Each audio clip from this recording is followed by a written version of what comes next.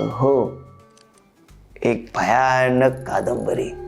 आपण ऐकवा ना, घाबरवा ना. हो, पण घाबरून जाऊ नका.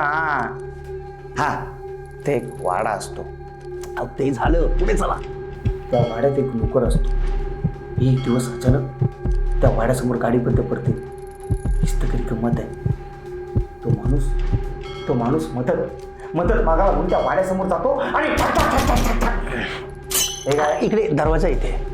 हो काय, तेवढा दरवाजा उघडतो. कोण? नोकर. माणूस. तो माणूस त्याला विचारतो, कोण पाहिजे? नोकर म्हणतो, कोण नाही. ओके, येतो मी. सर, अहो माणूस आलाय ना, तो कसा काय विचारेल?